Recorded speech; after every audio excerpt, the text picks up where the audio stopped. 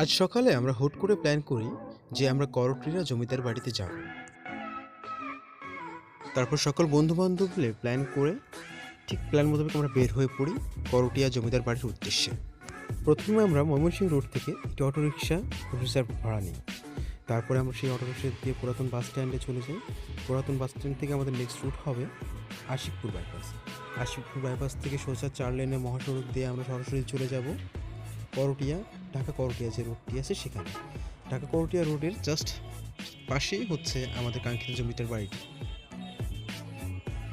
College gate অতিক্রম করে আমাদের অটোরিকশাটি ব্যস্ত সড়ক ধরে এগিয়ে চলছে পুরাতন বাস স্ট্যান্ডের দিকে।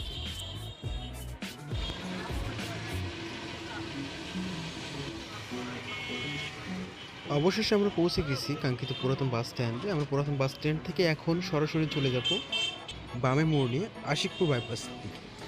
আশিকপুর বাইপাসের পরে ঠিক আমাদের 4 লেনের ঢাকা টাঙ্গাইল যে মহাসড়কটি আছে সেটা।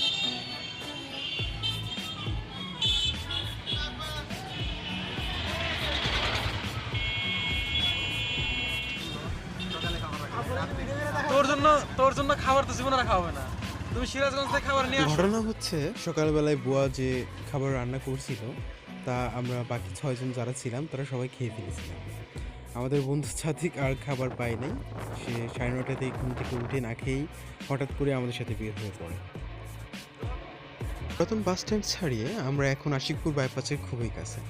এই সুউচ্চ বিল্ডিংটি এবং পাশে সারি সারি ইট পিলার দেখে বোঝা যাচ্ছে যে আমরা বাইপাসের খুব কাছে চলে এসেছি এবং একটু পরেই আমরা আমাদের কাঙ্ক্ষিত হাইওয়েতে প্রবেশ করব। একটু পরেই আমাদের অটোরিকশা পৌঁছে যায় ঢাকা টাঙ্গাইল মহাসড়কে।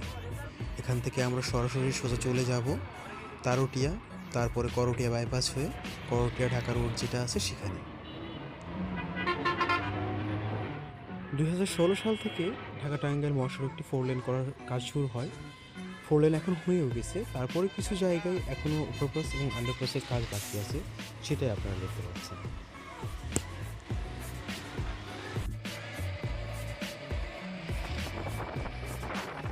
আপনাদের জানিয়ে রাখি, আমাদের অটোরিকশা ড্রাইভার মামা উনি ঠিকমতো করটিয়ার রাস্তাঘাট চিনতেন না। তাই করটিয়ার রাস্তা আমরা প্রবেশ করার সাথে সাথে বাইপাস থেকে আমরা যখন করটিয়ার রাস্তায় প্রবেশ করি তখন আমরা আশেপাশের লোকজনদের জিজ্ঞেস করে আস্তে আস্তে আমরা জমিদার বাড়ির দিকে রওনা হই। আপনারা এখন যে রাস্তাটা দেখছেন সেটা হচ্ছে করটিয়া বাইপাস রোড এবং এই রোডটি চলে গেছে করটিয়ার বিখ্যাত শাড়ির যে বাজারটা আছে সে বাজারের পাশ দিয়ে। আপনারা সামনে সে শাড়ির বাজারের যে স্থাপনা সেগুলো দেখতে পারবেন।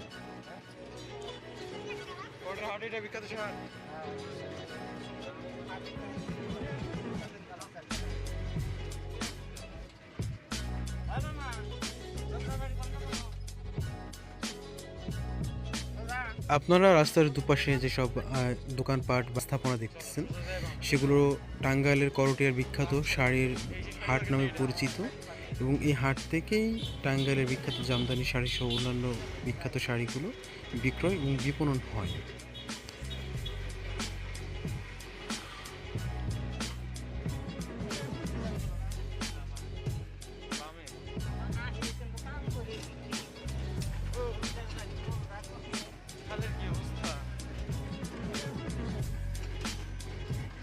তারপর আস্তে আস্তে আমাদের অটোরিকশা আরও সরু রাস্তায় প্রবেশ করে এবং আশেপাশে কয়েকজনকে জিজ্ঞেস করে আমরা জানতে পারি যে সামনেই আমাদের করটিয়া বাজার এবং সেই বাজারের একটু সামনেই আমরা জমিদার বাড়িতে যেতে পারবো। এবং এই রাস্তাটি খুবই সরু ছিল, যেটা আমরা কল্পনাও করি নাই।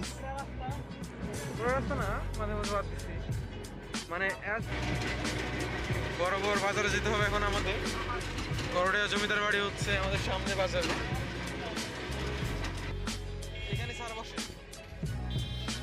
তারপর অনেক অপেক্ষার পর আমরা পৌঁছে যাই করটিয়া ঢাকা সেই সড়কটিতে এবং সামনেই আমাদের বাজার।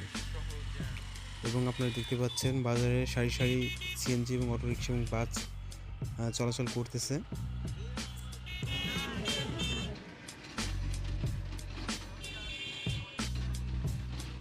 জমিদার বাড়ির কাছাকাছি আসতেই আমরা একটি দূর থেকে পুরনো স্থাপনা দেখতে পাই, যেটা দেখে মনে হয়েছিল আমাদের কাছে প্রথমেই যে এটাই জমিদার বাড়ি হবে হয়তো, কিন্তু পরক্ষণে আমাদের ভুল ভেঙে যায় এবং কিছুক্ষণ পর বুঝতে পারি যে না, আসলে এটা জমিদার বাড়ি নয় এবং জমিদার বাড়ি কয়েকটা ভাগে বিভক্ত এবং আমাদের সেখানে যেতে হবে, এখানে নয়। আমাদের ভুল ভাঙলে আমরা সেই মসজিদটি ছেড়ে আমরা উল্টো পথে আবার চলে আসি আসল জমিদার বাড়িতে যাওয়ার জন্য। আসলে আমরা জমিদার বাড়িতে আসার চেষ্টা করছিলাম অনেক আগে থেকেই, বাট এখানে রাস্তাটা ব্লক। এই গেটটা সম্ভবত ব্লক গেট, এই গেট দিয়ে ঢোকা যাবে না, তাই না? হ্যাঁ, আপনি কি বলেন? আমার তো কিছু- গেটের খুব কাছাকাছি এসে আমরা লক্ষ্য করি যে মেইন গেটটি বন্ধ করা আছে এবং এখানে লেখা আছে বড় তরফ বাড়ির ভিতরে বেড়ানো বন্ধ।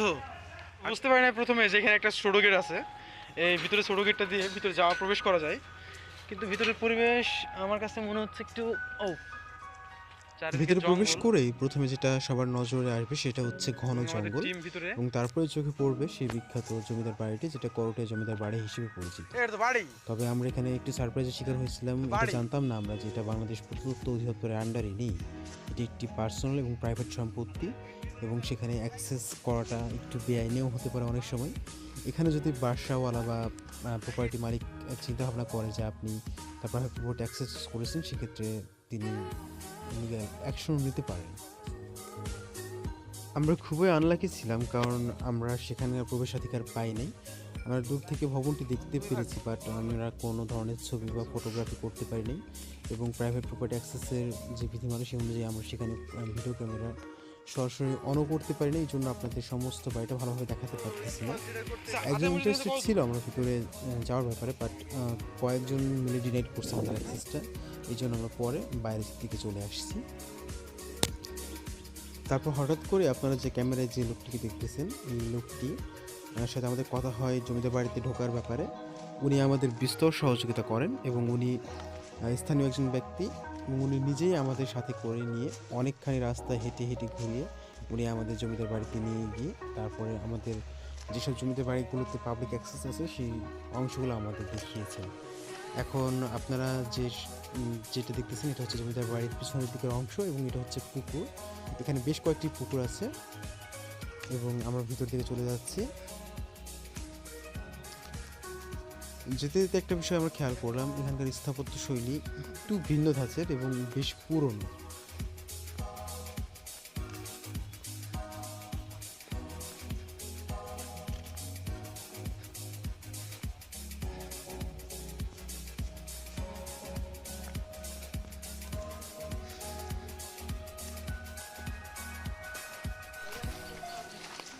অবশেষে আমরা জমিদার বাড়ির এক অংশে প্রবেশ করেছি, এবং এটা হচ্ছে ওয়াচ টাওয়ার। হ্যাঁ, এটা দেখে মনে হচ্ছে এটা একটা ওয়াচ টাওয়ার ছিল, এবং এখানে উপর থেকে আশেপাশে সব দিক, হ্যাঁ, এবং এদিক থেকে সিঁড়ি আছে। এটা পর্যবেক্ষণ টাওয়ার বলে মনে হচ্ছে। আমরা আরো সামনে যাব, এখানে টোটাল 5টি ম্যানশন আছে। আমরা একটিতে প্রবেশাধিকার পাই নাই, সেখানে অ্যাক্সেস ডিনাইট করা হয়েছে। তো এখানে আরো কয়েকটি ভবন আছে যেখানে আমরা অন্য একজন স্থানীয় ব্যক্তির মাধ্যমে, আঙ্কেলের মাধ্যমে আমরা প্রবেশ করতে পেরেছি। জায়গাটা যদিও একদম খোলামেলা এবং লোকাল গ্রামীণ পরিবেশ মনে হলেও একসময় টাঙ্গাইলের জমিদার এখানেই রাজ করতো, এবং এখানে কিছু গোলাপ ফুল দেখতে পাচ্ছেন আপনারা।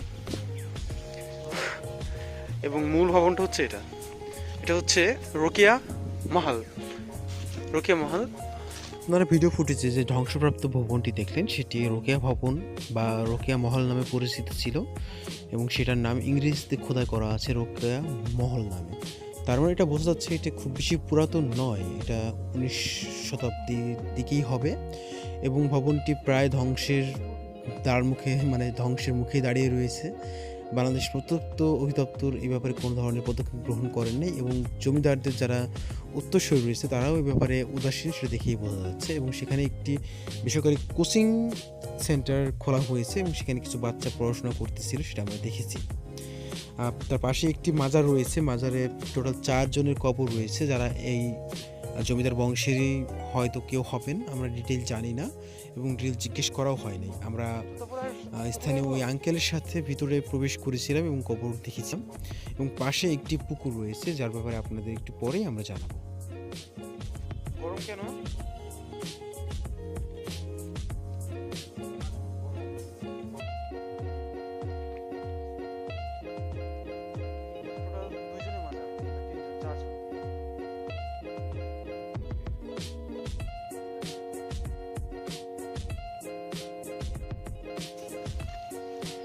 বছরে একবার হয় ওর শরীর।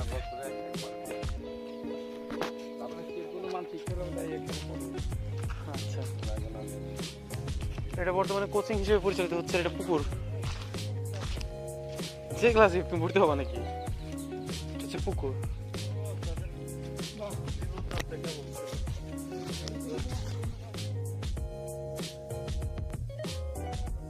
আমাদের গাইড হিসেবে আসা আঙ্কেলের মাধ্যমে আমরা জানতে পারি যে এই পুকুরটির কিছু অলৌকিক ঘটনা আছে।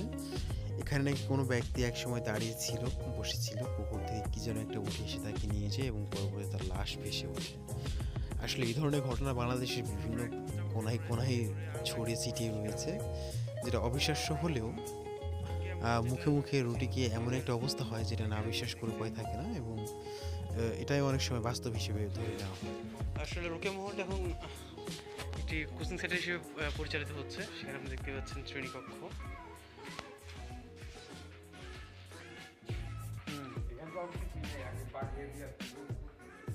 এগুলো সংরক্ষণ করা হয় না, মানে এগুলোকে সরকার সংরক্ষণ করে না?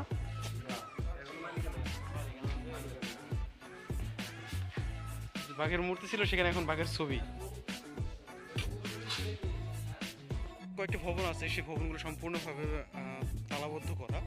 এখানে যে ভবনগুলো অ্যাক্সেস করা যায় সেগুলো আমরা অ্যাক্সেস অলরেডি করে ফেলেছি, এবং আপনারা এখন দেখতেছেন যে রানী ভবনের একটা এদিকের অংশ অনেকখানি ভেঙে গেছে, পরে সংস্কার করা হয়েছে, উপরে টিন শেড লাগানো হয়েছে।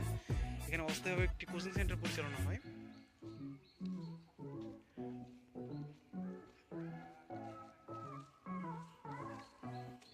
যাই হোক, ভবনগুলোর অত্যন্ত জীর্ণ দশা দেখে আমাদের খুব খারাপ লেগেছে। নাম কি ছিল? টাঙ্গাইলের এবং জেলা প্রশাসক মহোদয় আমরা দৃষ্টি আকর্ষণ করব, ওনাদের উচিত যে টাঙ্গাইলের ঐতিহ্য মণ্ডিত যে ইতিহাসটা আছে সেই ইতিহাস যেন ওনারা ধরে রাখেন। টাঙ্গাইলের 13টি উপজেলায় বেশ কয়েকটি জমিদার বাড়ি আছে, সেক্ষেত্রে ধনবাড়ি এবং মহারা জমিদার বাড়ি বেশ সংরক্ষিত একটি জমিদার বাড়ি হিসেবে স্থান করে নিয়েছে, কিন্তু করটিয়ার এই জমিদার বাড়িটির জীর্ণ দশা অবশ্যই সবাইকে হতাশ করবে। এই ব্যাপারে আমি কর্তৃপক্ষের দৃষ্টি আকর্ষণ করছি। ধন্যবাদ সবাইকে, ভালো থাকবেন এবং জানাবেন কেমন লাগলো আমাদের এই ঘুরে বেড়ানোর ভিডিওটি।